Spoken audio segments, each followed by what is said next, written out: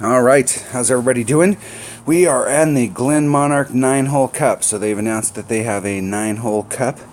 There's also, usually it would have been announced next week's tournament by now, but they haven't announced it. So I'm not sure exactly what's going on, but we do have a 9-hole cup to play this week.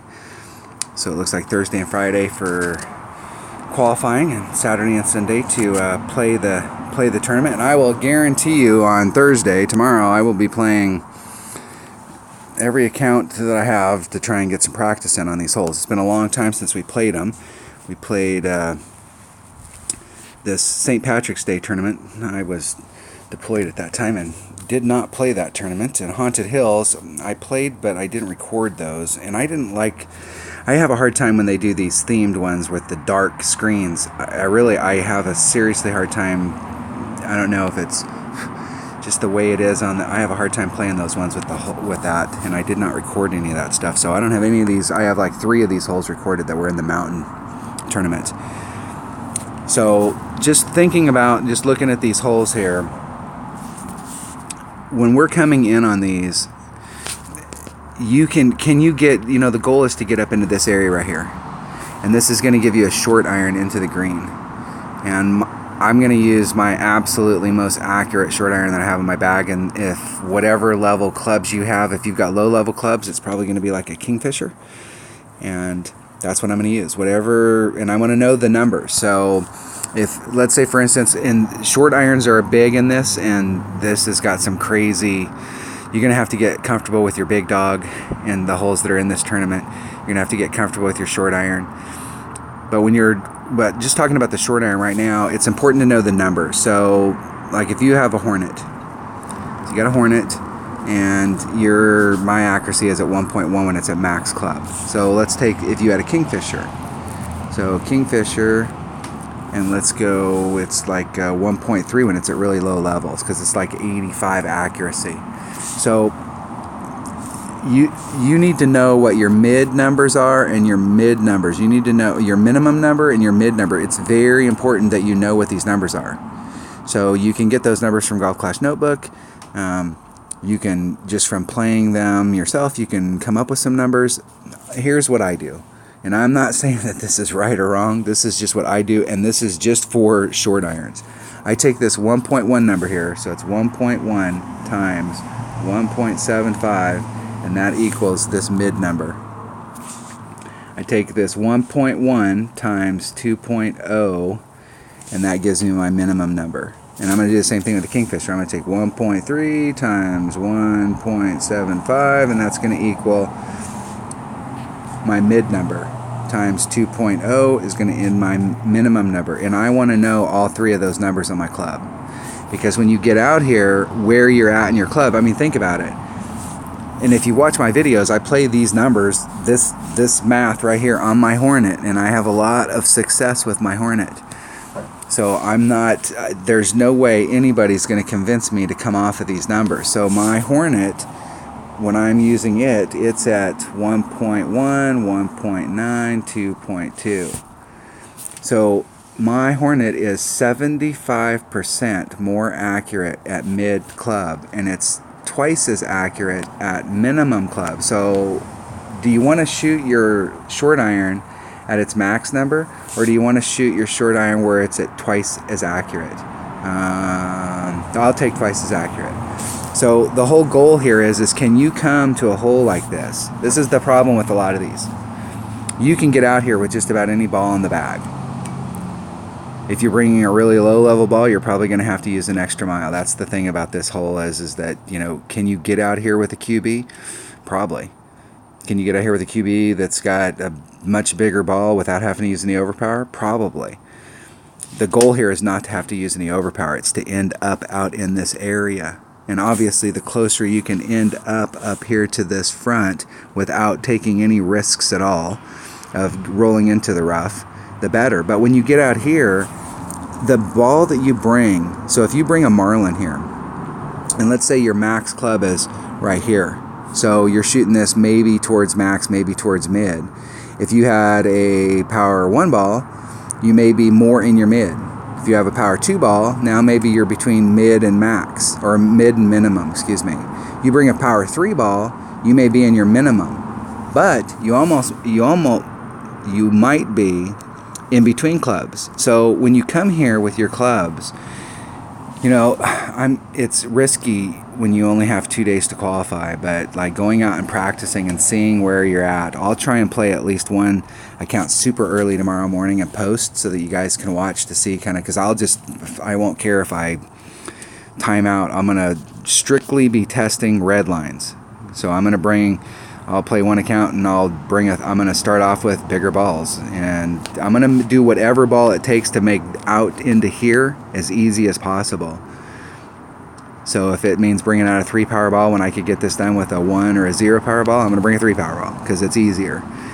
And it's going to help me on this next shot coming in, because my whole goal is to try and get into my minimum short iron range or my maximum wedge, but ideally I would like to be, I feel more comfortable with the minimum short iron shot than I do with my maximum wedge.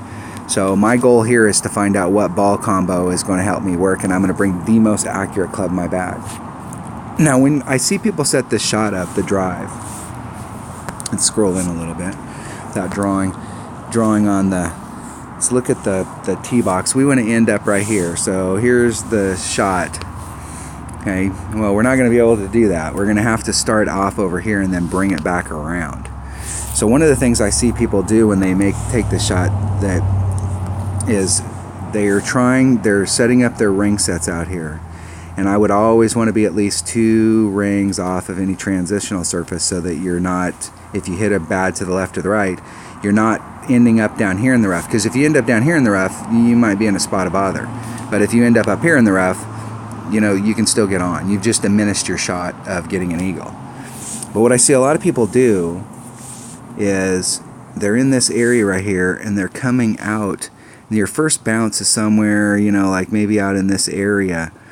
And if you're out in this area right here, and let's say your first bounce is here, and you've got it lined up like this, you can't really put any curl on it, because the curl is going to take effect back here at the first bounce that you had back here. The curl takes effect. So that means by the time you get out here, your ball's already in this trajectory, and you take the risk of clipping this rough. Okay, you clip the rough here to try and get further distance out here, and you left the entire fairway in play on the right hand side. So normally when I set shots up like this, if the shot I'm trying to take is going to the left, then give yourself an opportunity for your curl to develop by starting off on the right. So if you start off over here and like if you start your club off, your shot off, so that your first bounce is somewhere in this neighborhood, and you're coming out here and your ball guide is going right along the transition here, and you're right along that transition, and you've put all of the side spin on your ball, and you put some curl on your ball, that ball is not going to go to the right. It's not going to come out here. Now, even if you hit a great to the right, it's going to hit here, great to the right. The curl and the side spin and the curl are going to take effect, and you're going to end up, you know, your second bounce is going to be somewhere here in the fairway. It's just going to be a little to the right of where it would have been if you were perfect. And guess what? The ball's going to go like this, and it's going to come out. But if you line up over here where you're trying to get your trajectory in this line, and you hit a great to the left, you're in the rough. A lot of times, heck, I see people set it up, and if they hit a perfect, they're going to be in the rough. But you can't put any curl on it if you start off to the left. You're trying to get the ball to go to the left, and you started off to the left, and there's rough to the left. If you want to give yourself room so that you can utilize all of this fairway, then what you do is start off to the right, so that when you put that curl and that side spin on it, the ball is going to bounce in this area right here. That curl and side spin are going to take effect, and the ball is going to end up landing in the center of the fairway and engaging going in this direction. As opposed to, you put that on here, you started your ball off too far to the left. So whenever if you're trying to get the ball to go to the left, start off more to the right. Line your ball guide up so that it's in this transitional area here, and look, that opens up the entire fairway. The ball can't go to the right if you have side spin and curl unless you like good it or hook it to the right. You have a much better opportunity of floating out into the fairway if you start that ball off to the right. And these types of shots right here, because we only have 9 holes and we have limited time to practice, any of these par 4s that you have a short iron shot going into the green, you got to make these shots, because for the mass majority of the players in the bracket, this is going to be a birdie hole. But there's going to be that group up at the top that get an eagle on this hole, and you want to be in that group at the top. So every one of these holes, you want to be in that group that's at the top that got that score on that hole, and to give yourself that leg up. And I'll play this hole, you know, I don't have notes for the tournaments that these were in, and I don't have something I can go back and watch videos on how I played them, because I mean, I play these holes. I'm not afraid to bring out big balls on these holes, because it's not just about bringing out a big ball so you can get further out and you've got more distance. This hole, you don't need that, but you may need the bigger ball so that it gets you in better range in your short iron. So that's hole number 1. Hole number 2. I do have a video for this one because it was in the mountain tournament, and I did, in the playlist that this is in, the next video in this playlist should be this hole right here. And I play this hole with a sniper and a navigator, and I like to do a rough bump right off of this rough. Now there's really 3 ways to play this. You can play from back here, but if you're playing from back here, there is a wind adjustment. In the video that's on there, I did a 10% wind adjustment for the rough bump. And when you're in this area and you're going to want to definitely use that adjustment right here, especially if we have any kind of a forward moving wind. It's not as critical when you have side wind, because if you make a bad wind adjustment to the left or the right, it's just going to end up going to the left or the right. I don't like hitting back here for several reasons in rookie, and that's because I'm putting all of this into play. I'm putting this rough into play. Now you dribble off into this rough right here, now you've pretty much taken yourself out of the opportunity to get a birdie on a par 3. If you do the rough bump here, it's very little topspin. I think I used one backspin and was able to get a hole-in-one on the video that's in here. The other way that you can play this, if you're playing in the upper divisions and you, for some reason, don't like doing this rough bump, the wind's too high, you just don't like it, you can play from back here. You can also play from here and then curl it back in. The thing about this shot is that anytime you add the word curl into any shot, that shot's chances of success are pretty low. But I think the best way to get a hole-in-one on this is definitely through the rough bump, and I also think that's the safest play, because you're going to roll out. If you miss the wind adjustment, more than likely you'll roll out and you'll still be out here, either on the edge, fringe,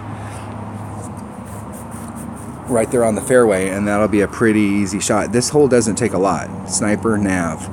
And we have now, from when these last tournaments came out, we've got the carnival ball, the popcorn ball. I think those are also power 1 balls that are low wind. So we have some lower wind balls. You're not going to need the curl stuff on them, so that's kind of going to go to waste, but having something that's got lower wind even than a nav wouldn't be bad. Hole number 3. Hole number 3, oh my gosh. Whew. This is one of the handful of hardest par 5s to get an eagle on in the game. And it doesn't really matter from any level. Your goal on your drive is to get out into, if I can get my pen to work, your goal on your drive is to get somewhere in front of this line. You know, right there in that area. Anywhere in this little zone right here is pretty much where you want to end up. And everybody has the opportunity, because if you're playing in the higher brackets, you've got better wind. So you can get out in here. And I'm not saying it's easy. It's a tough shot. Because if you look at where the tee box is, if we want to get into this area, and here's our tee box, and we draw a line to that area, you know, you've got to do several things. You either have to start off close over here so that you're trying to weave and bob. You're almost having to do the S, just like the course layout is there. You're trying to do that weave and bob. The thing I don't like so much about trying to sneak it through is how close you have to start here. So you'll see a lot of people where they start off there and they're like barely one ring off. So if you hit it perfect or great to the right, and you made a great wind adjustment, it'll all depend on which way the wind's blowing. If you make a great wind adjustment, then you're fine. But if you hit a great to the left here, you're in the rough. And so it's not really, you get in the rough, you're going to be able to hit over and you're going to be on in 3. This is a tough hole to get it from distance. It's not that it can't be done, but if you want to try and get an eagle on here, you want to work really hard to be on in 2.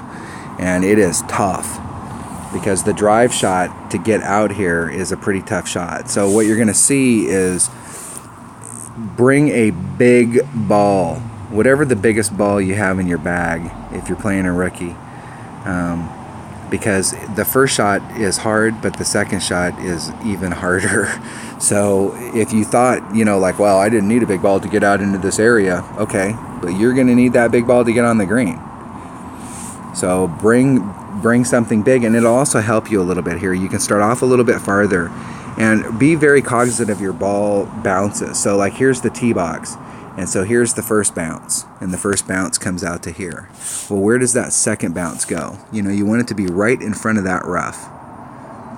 And your whole goal is to try and hit 1 bounce, 2 bounce, 3 bounces, and dribble along. And you won't have to, depending on how this shot plays out, you're not going to have to use, you may not have to use max topspin on it, because a lot of times the angle that you're coming in at over here, you're not getting into the deepest part of this fairway area. It's really hard to get into the deepest part of that fairway area. So a lot of times your trajectory is leading you over to this side right here, and you'll tend to roll off into the rough. And then once again, you're going to have to lay up over here and get as much distance as you can. If you find yourself in any kind of spot of bother, or if you went, hey, I just can't do that, lay up right out here to the front, and then do your second shot from there. But the whole deal is if you lay up, here's an error that I see people make, is if you lay up, you absolutely, positively have to end up in the fairway on that next shot. You can't be trying to get you laid up to give yourself a great shot at the pin. And now your second shot, you're going to get aggressive, and you're going to try and get every single little bit out of it. And then people end up in the rough, or they end up, in the sand on a second shot that they laid up the first one. Lay up the second one. Put yourself in a great area. But if you're trying to get on the green here in 2 and get an eagle, and this is a low percentage eagle hole, try and get your goal is to get in front of this line. And this second shot, you need to bring a driver that has a lot of power, and in some cases like this, you're going to need that top spin. So that pretty much relegates you down to either a big dog or a cataclysm.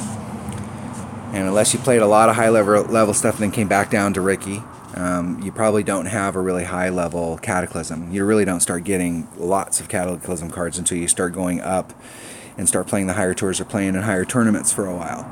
So, but your big dog is a level 3 club, and you'll max it out relatively quickly. So you're going to see big dog and a big dog's a great club. The only thing that a big dog doesn't have is curl, or is a ball guide. It has great curl, great power. Doesn't have a lot of accuracy even when it gets maxed out. I think, in my opinion, the thing that it's missing the most is ball guide, and then accuracy is definitely second. But it has a lot of other good stuff, and it'll work really well on this hole. It'll just be difficult. When you're bouncing over, if you're in this area down here, your whole goal is to bait your first bounce here and your second bounce on the green side. And then it'll be a matter of dialing it in based off of your club. Because if you're here, you may have to put on a little bit more topspin in order to bridge this gap. If you're way up in the front, you may have to put on backspin. So it's going to depend on where you're finding yourself landing up down here. So our first goal on this hole, like any tournament, is to always figure out what I'm going to bring for a driver and what I'm going to bring for a ball to get me into an area as easy as possible, because this is basically a super long layup shot that you're trying to get into a specific area. It's not one of those greens where you're just pounding it down there, and the further distance you get, you know, the better. We do have to stop it here, so we're not going to use all of our club, especially if we bring a big ball. We're definitely not going to use all of our club. So we are laying it up, but we're laying it up with one of our big drivers. So once you get into this area right here, then we're looking at the shot that's coming into the green. Now there is a max overpower hook shot on this hole, but I'm not sure in rookie whether or not we can get it done.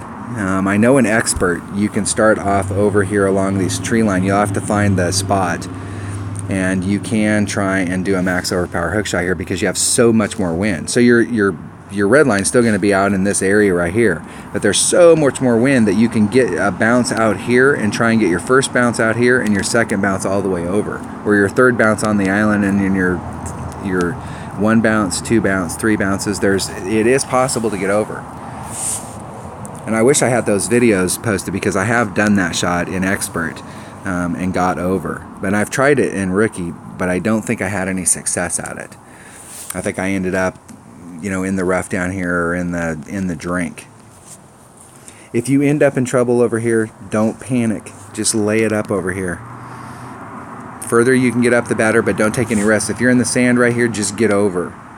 And now if you brought the right stuff and you find yourself in the sand over here, you know, just lay up to your spot. Don't get too greedy as far as like trying to get over. If you can get over safely, fine, but if you can't, just lay up to where you really wanted to be to begin with, and then you'll have that second shot coming into the green. And this is a hole that it takes practice. This is definitely a hole that if you have never played this hole before, this hole is definitely tough. And I remember when these holes came out, this is definitely a tough par 5. Hole number 4. If you're watching this, you're like, this guy's not telling me what clubs to pick and stuff. It's right now when I look at these tournaments when they come out, my whole goal is to establish a game plan. Like, what am I looking at as far as what I want to bring? Am I going to bring distance stuff, or am I going to bring accurate stuff? Am I looking at lower level balls, or am I looking at higher power balls? Or, you know, and so if you're looking at those shots, it's like, if I do this on the drive and I end up in that spot, then what kind of clubs should I be considering as my second clubs? And so when I get there, if I bring the right stuff, then I look at it and I go, okay, hey, I brought this, but this isn't, you know, maybe I need to bring a power 4 ball there because I don't have good enough clubs. So it's the beginning of these tournaments is always for me about just familiarizing myself with the hole and thinking about how I'm going to approach the hole and what kind of stuff I'm going to bring. And I don't buy into that thing that just because we're rookies or we're playing in the rookie tournament that we're going to use lower level stuff. We can use higher level stuff because it enhances the game for us, because we can end up in a minimum club instead of a mid club. Or we can do that drive shot and we don't have to use power. You know, we don't have to use overpower. This par 3, hole number 4 is definitely a rough bump hole. I like to come at it in here with a sniper and a marlin and then going straight to the hole. There is a little bit where the tee box, from the tee box back here to the green, here's the tee box, and then here's the green is down here. So there is an elevation change. So that means we're going to have to add on some wind. And I like to take these shots and take them without adding anything on. I like to figure out these wind numbers for myself. But the key to doing that is you got to hit perfect.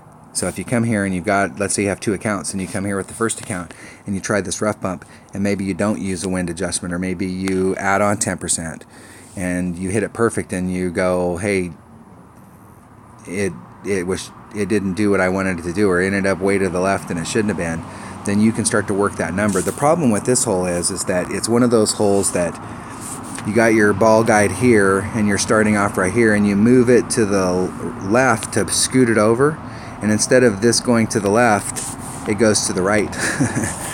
And you're in this area right here, and you want it to go, you're right there, and you want it to go to the right, and so you move this to the right, and it actually moves to the left. So it'll vary. It's not one of those holes because it's a trough, and it kind of funnels everything towards the hole. The key for me when I'm doing par threes, especially these types of setup par threes, is to find a place where I can wedge my rings in. So it's almost more important in a practice round when I'm practicing.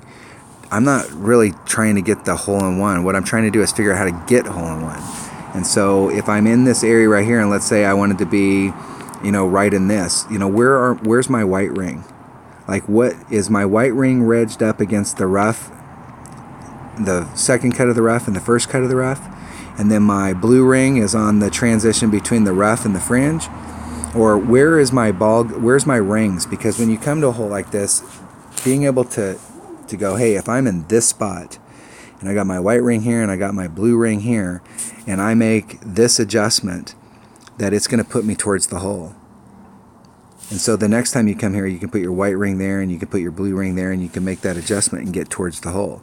And so you can start to work those numbers. So you do this and you go, hey, it's perfect. It's going right towards it. I hit it perfect. Everything's good. And the wind's going this way, and I'm making an adjustment. I'm pulling it and pulling that wind out, but it keeps ending up to the left of the cup. Then that means that you're making too big of a wind adjustment. If it keeps ending up to the right of the cup, that means you're not making a big enough wind adjustment. We need to adjust the wind out more. So setting yourself up in a spot, as being a spot player, like if you watch my videos and I play these, the last tournament I figured out one of the holes there, I found a spot and I found a 40% wind adjustment worked if I was in that spot, and I made 3 hole-in-ones on that hole that week and had a lot of really close calls. So picking a spot and working it to death is the way to work these par threes. Instead of just coming out here and going, hey, I'm going to be in the middle out here, and then the next time you're in the middle, but instead of being in the middle here, you're in the, if I can get my pen to work, in the middle here, you're in the middle there. And you hit it perfect both times, and you got 2 different results. Or you hit it perfect, and you started off just a little bit to the right or just a little bit back. Or just a little bit forward. So try and find a spot so that you can standardize this. So instead of your target being like this, your target's like this. Okay? Where it's very close. But this is definitely a hole-in-oneable par 3. Hole number 5. All right. I'm going to show you here several different ways that you can play this. You can do a layup shot out here. You can do a drive shot up into here. Now these are 2 totally different deals. If you want to figure out the distance so that you can dig into this as far as you can, when you come to the hole, you're going to need to bring backspin clubs. You're going to want to bring you're going to want to bring a Houdini, because if you roll off into this sand, you better have a backspin sand wedge, because you're going to be taking the same exact shot you would be here from the fairway. And you're going to need that backspin. If you dribble off and you end up in the rough, you're going to need a machete.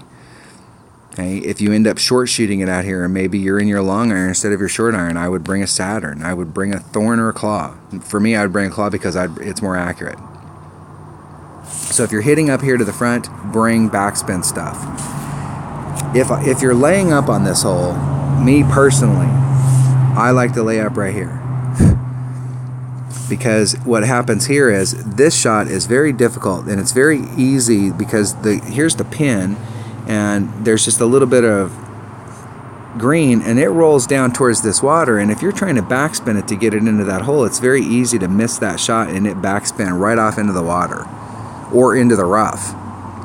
And I don't mind backspin shots trying to put the ball in the hole, but that's, if you miss that just by a little bit, you're in the drink or in the rough on this hole. That's not good. So if I'm laying up on this hole, in the past, I've laid up right here. And the reason I've laid up there is because that gives me a straight in shot to the green where I don't really have any of those obstructions. I have to put on a little bit of curl down here or a lot of side spin in order to get it in. And I will tell you, don't get too greedy when you're down here into this corner, because this corner right here is a magnet, and everything's kind of wanting to go towards the water, and you can get caught up in this very easily if you try and get greedy and try and get too aggressive coming to the hole. Starting off a little bit farther off of this, making sure you leave yourself at least 2 or 3 rings of space, 2.5 to 3 rings of space, because there may be a little bit of curl on the shot, and giving yourself a look at it where you're trying to come at it from this angle and then trying to bring it back to the cup. I think if you're looking for, you know, picking it up from distance, you probably have a better shot here, but I do think that it's risky because you could end up in the drink. I'm not going to do either one of those shots. I'm going to come out here, and I got to remember the shot. It's been so long since I played this hole, and this is why I wish I had the videos for this. I can't. Let's see what holes this is in. It is in the mountain, and I did. And here's what happened in the mountain. I played the mountain tournament, and I lost a bunch of videos. I got the very first time I came here. If you watch the video, the second video after this one is this hole right here. I did a max overpower hook shot, and I was out in this area. And I ended up over driving it, and I ended up in the rough right here. I think I actually bounced off the rough here, and I ended up over on the other side, and then came at it from there. And I can't remember exactly where the setup was, but I do remember that I used a katana here.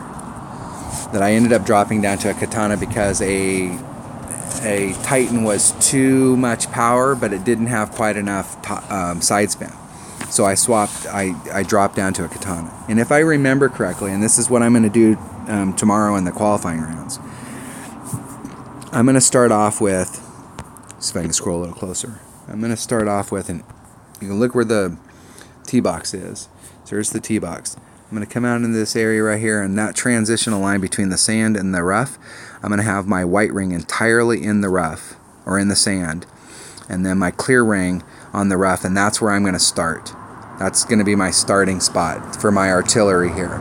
I'm going to do a max overpower hook with max topspin, max curl, and see where I end up. Now what I've done traditionally on here is, because of the trajectory that we're coming at, when we get over, I tend to be more on this side, pin high. I haven't found myself on the green. We played this in the tournament, and I ended up pretty much in this area. I was able to short chip it on twice, and then I was not able to short chip it on twice. But it does give you a shot where you're over here, and it gives you a very, very serious shot at eagle that a lot of people are not going to get on this hole, because most people are going to get birdies on this hole. This is a tough par 4. Now you can get eagles on it, and either way, either from shooting back here or from coming up here, you can get eagles. But if I'm on the green or right off the green taking a chip or a putt for an eagle, I'll take that every day. But it is very risky, because if you miss this shot out here, you could end up in the drink. So I'm not recommending that you do this shot, but that is definitely the shot that I'm going to do, because if I can do anything on this hole to increase my odds of getting an eagle, I'm going to do it. I mean, it's a 9-hole cup. You know, if you go out there, you have to go out in a 9-hole cup, and you have to pop out a round. So if you want to win a 9-hole cup tournament, you got to pop out a serious round, and you can't play it safe on any of these holes. If there's a way to get up there, you have to at least explore it. So I'll be doing the max overpower hook shot here, and I'll take those risks for you. And what I would work on if I was you is, you know, be thinking about these 2 shots, whether you're comfortable doing the backspin stuff or whether you want to lay up out here. Now, here's the deal. If you lay up here, or you lay up down here and you end up in the rough, you kind of defeated the purpose. So don't, it's better to be 6 yards off the rough and in the fairway, so that you're using your top tier clubs, your best clubs, as opposed to ending up having to use one of your recovery clubs to get you on. All right, that is a hole that we will definitely be working on. All right, this is another one of those. This Glenmonarch Estate stuff is, this hole right here is a very old hole, and the whole thing is that if you can get onto this fairway area right here, you have a shot get on the green, but it is a long shot, and so the idea is to get as far up here as you can. Now, typically, if you have a bigger ball and a big dog, and I like the big dog in this situation because the big dog has lots of curl. And when you get it developed even just a little bit, I mean, look at your clubs here. If you've got lower developed clubs, let's look at woods. Let's page load. Okay, so you're using a Viper curl 20, 20, 36, 36, 46. I mean, it doesn't get into the 50 range until it gets to level 8. So a Viper, you know, and even then it's only got 170 yards. So if you got a lower developed Viper, it's in the 160s. Big Dog starts off at 174. At level 3, which it's super easy to get to level 3, 177. Now, the extra little distance that you get here at the end is not as big a factor as some of the other things that it gets at the end, where it starts to get some accuracy. The thing about the Big Dog is it's very inaccurate. But it starts off with 50 curl. If you got it at level 3, it's got 66 curl. If you got a level 4, it's 77 curl. You got tons of curl to be able to hook that ball around to get it going towards the hole. Looking, you know, at even at the hammerhead, it starts off with fairly good distance, and some of the curl is good on it as well. So if you've got a hammerhead, or if you've got a sniper, and the sniper's not as good a deal, if you've got lower developed clubs, I would definitely, you know, a hammerhead could be a choice because it has a little more distance and it has good curl and it's very accurate. The Guardian is not a club to bring on this hole, because you're going to need, even though you don't necessarily need a lot of topspin, if you do a max overpower hook shot, you can also get it up there without doing the hook. But this hole definitely lends itself to, let's go here. This hole definitely lends itself, where the heck is it at? Actually got to hit the back button. What was this guy doing? So on this hole, the first shot, this is like the other par 5 in this. The first shot's only half the deal. You can hit a great shot out here, but you still have a lot of work left to do in order to get it up on the green. So there's several different ways that you can do this. If you can get out into this area, and you can get out here and you don't necessarily have to have a big ball. But if you come out here and you get out here with a white ball, I can guarantee you the second shot's going to be a pain. So once again, if you use a white ball or a lower level ball, you're probably going to have to use overpower, and it's pretty risky to get out here. But if you bring a bigger power ball, you'll have a much easier shot to get out here, and you won't have to use all your topspin. You probably have to use maybe 3, maybe a little less. It won't take very much topspin, and you don't want to put all that topspin on there because you'll end up rolling into the rough. On your second shot, what you're going to find if you have a Big Dog is your red line's going to be probably somewhere out in this area right here, so you're going to be rubbing up against this edge. Now with max topspin on it, when you're in this area, you're going to be pointing out in this direction. And there's not really any room here to curl. You'd have to start off to the left in order for the curl to become effective. And you could do a little bit of overpower on it. The other thing you could do is you could do a max overpower hook shot here. And I'm not sure where the line would be. Like maybe up against the transition between this rough, this sand. So you're out into this area. So you're here, and then you're moving it over another set of rings to try and get that max overpower. Now if you're doing a max overpower here, it's probably only going to be 1 or 2 topspin. 1 or 2 topspin max. But this is another hole that it's going to be set up. Number 1, trying to figure out how to get out here, what it's going to take to get here. And that's the thing about only having a couple qualifying times. We're not going to, we aren't going to get a lot of practice. And if you're playing a rookie, you won't get a lot of practice on this because you can't play these holes. If you're doing a layup, the best way to lay up is to come out to the island, lay up out here, and just backspin it up here. You can also do a little bit of a rough bump here. If you don't have a lot of backspin on your club, you could do a little bit of a rough bump and just dribble it into this area and then come straight at the green. This kind of, if you're doing this layup out to here, dribbling it into the green, I mean, obviously you can make this shot right here and you can get that in the hole, but you're pretty much relegating yourself to getting an eagle on this. But it's a guaranteed eagle. And if you go for it out here and you mess up, don't sweat it. Put yourself back in play. If you're on this green pad, or if you're on this fairway pad, you can get to the cup. So if you end up in the sand out here, it's not the end of the world. If I end up in the sand out here, I would rather go here than over here, coming out of the sand. If you're in the fairway, you're going to have much better clubs, so you could work this. But I always like to move forward into bigger green areas. When I first started playing and I had lower level clubs, I did come out here because it was kind of a pain to get over to here from here. because your inclination is to try and get from here over to here, and you can do that too. If you do this shot where you're here and you want to take, let's say, a sniper or one of your clubs that has a lot of curl in it, let's say you brought the big dog because you were trying to get over here and you ended up short, you can start here and you can curl it around and just bring it out into the fairway out here and then come at it that way.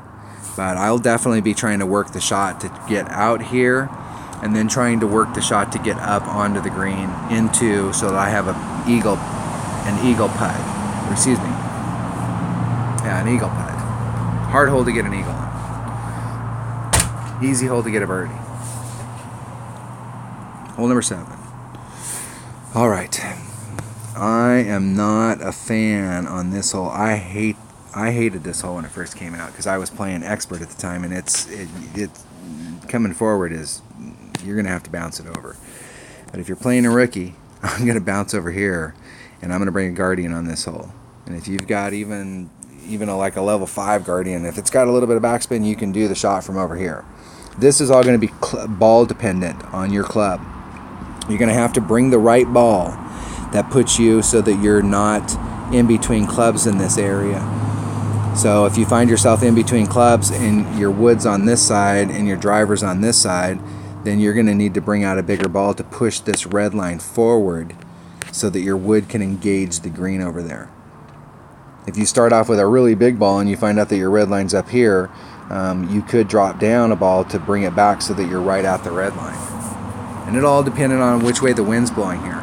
So if we're right at our red line going forward and we have forward moving wind, we can adjust it out. But if we get on this hole and we've got a headwind and you have to adjust it out by pulling it forward, then you're going to have to give yourself a little bit of breathing room. So if you get into this hole and you're like, let's say we had a forward moving wind, we had a headwind of some kind, and your red line's right in here, and you can't adjust the wind out, then you're going to have to step up to the next ball. If you're using a power 0, you need to use a power 1. If you're using a power 1, you're going to need a power 2. You need a power 2, you got to go to a power 3. So you're going to have to just jump up to the next ball.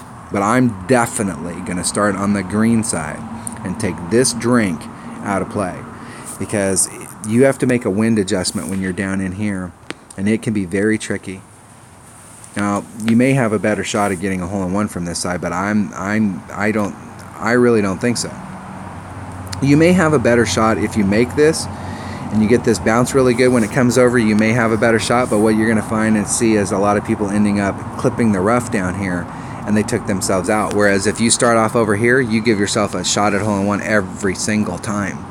So, maybe on the ones that you made it over, you had a better shot at hole-in-one, but I would rather have a shot at hole-in-one every single time. So I'm definitely going to be playing on the green side on that. And if you watch my videos at all, you will know that I'm a big fan of taking traps out of play on these par 3s. I'm not going to bounce over that water. I'm not going to do that. Hole number 8. Okay, there's several different ways to plummet this. And this, once again, is kind of like hole 1. If you watched all the videos up to this point, I talk about where the red line is for your... Can you get over here with a marlin? You bet. I do it all the time. Okay.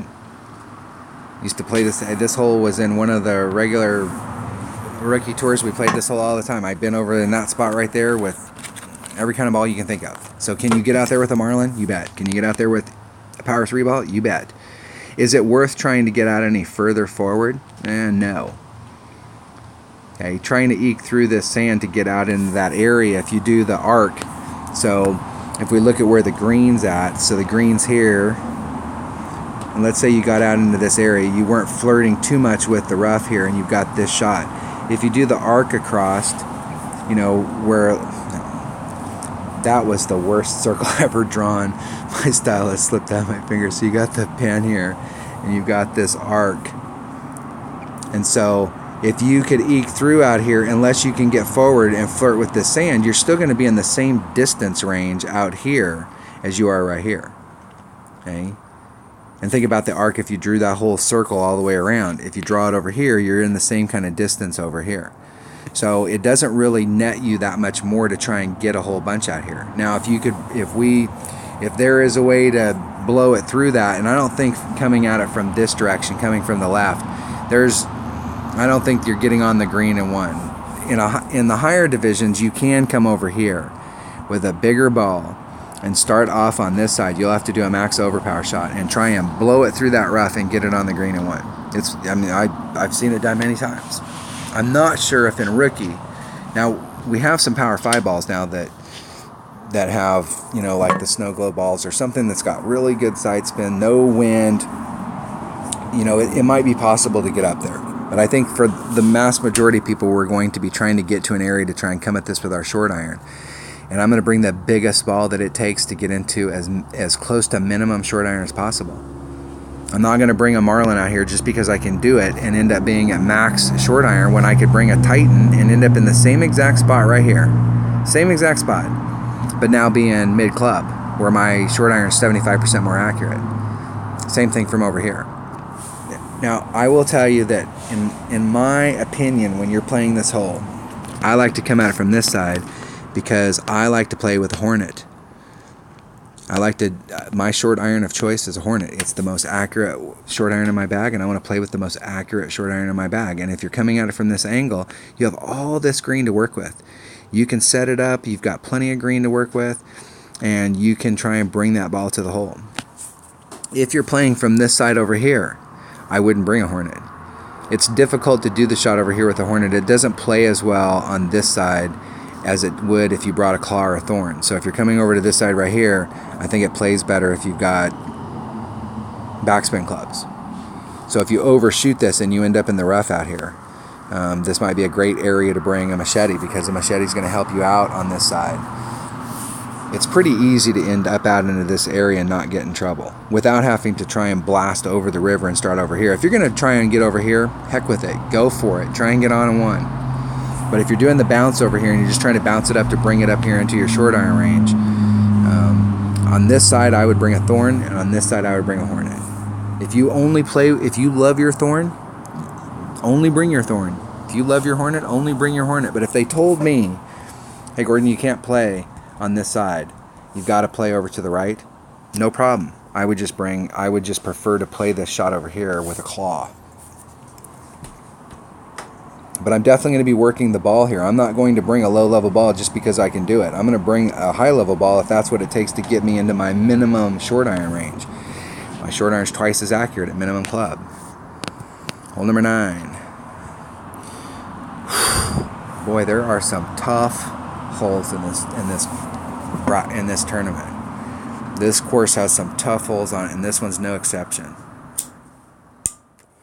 This first shot,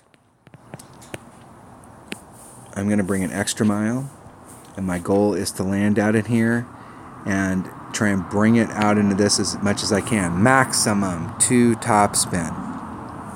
Power 3 ball. For the drive, you could bring a Kingmaker just because that side spin will help you. It'll help you get because where the trajectory is, if you look at our trajectory, here's the green or the tee box. We're trying to get to that area. Your red line's going to be right in this area right here. So you're having to hit to this and then try and cover this gap. So the more side spin that you can put on there and the more curl that your club has, this could be a great hole for an apocalypse. So if you have even a lower level apocalypse, if the distance is right, you may have to put, if you're using an apocalypse, the 2 topspin number is definitely for an extra mile. But if you're, and that 2 topspin number is all going to be based off your club level. If you've got a higher level extra mile, 2 topspins, more than enough. So you'll have to work this shot. So if you're bringing something that's got a lot more curl in it and a lot of side spin, so you're playing like an apocalypse and a Kingmaker, you could maybe end up a little bit more out in this area as opposed to landing with your extra mile 2 topspin and you end up pretty close to the rough right up here. Now you can come at this hole, especially if you're playing in the upper divisions. This is another hole. There's going to be some wild scores in Expert because you can do a max overpower hook shot on this and end up down here in 1. And it's easy to get on in 2.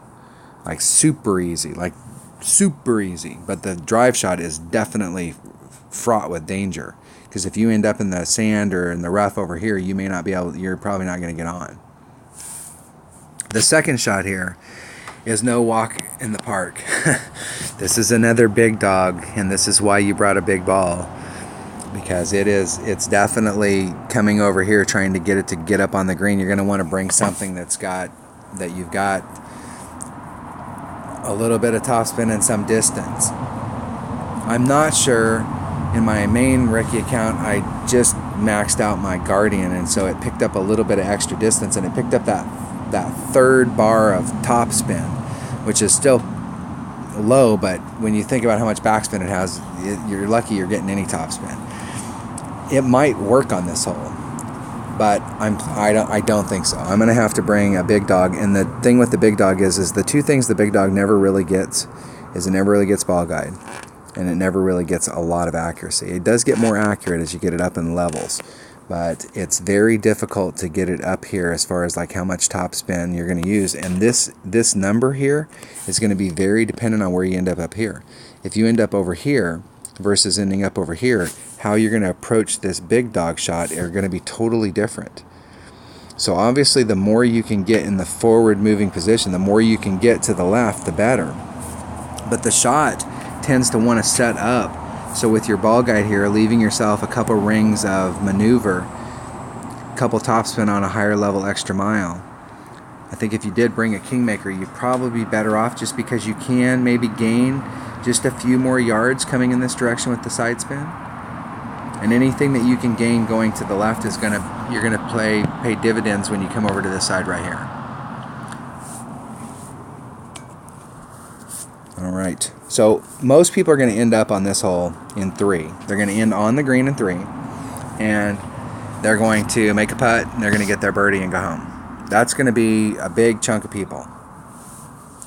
This hole, you can, if you bring out bigger stuff, you increase your odds of getting an eagle, but there's going to be a lot of people getting birdie on this hole.